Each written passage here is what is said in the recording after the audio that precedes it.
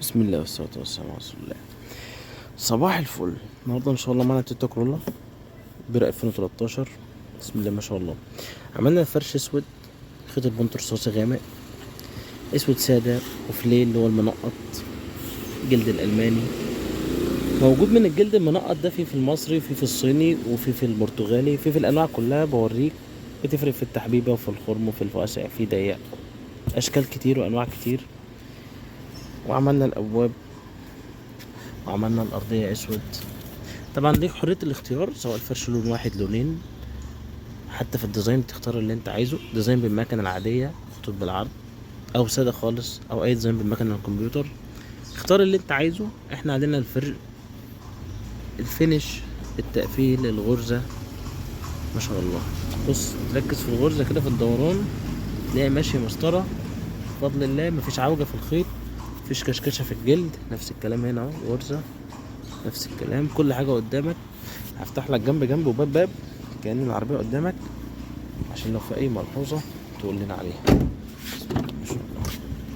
نفس الكلام هنا، الباب اهو بالغرزه، الفينش بالفروقات بالفواصل، كل حاجه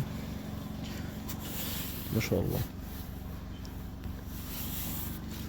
خيط بنت رصاصي غامق برضو، الخيط فيه منه رصاصي غامق، فيه رصاصي فاتح، الوان كتير. بتختار كل اللي انت عايزه. البنط كل حاجه باينه قدامك ما شاء الله.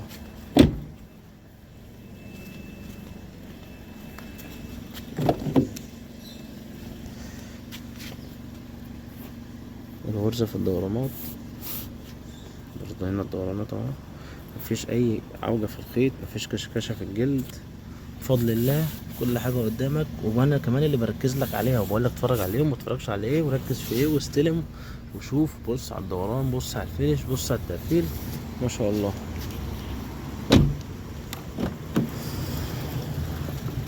نفس الكلام الباب اهو، عشان ابقى اجيب لك كل حاجة.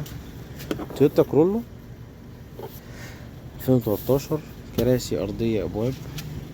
اسف لو طولت عليكم، اتمنى تتابعونا على طول، ما تنسوش مننا. اشكركم شكرا جزيلا. سلام عليكم.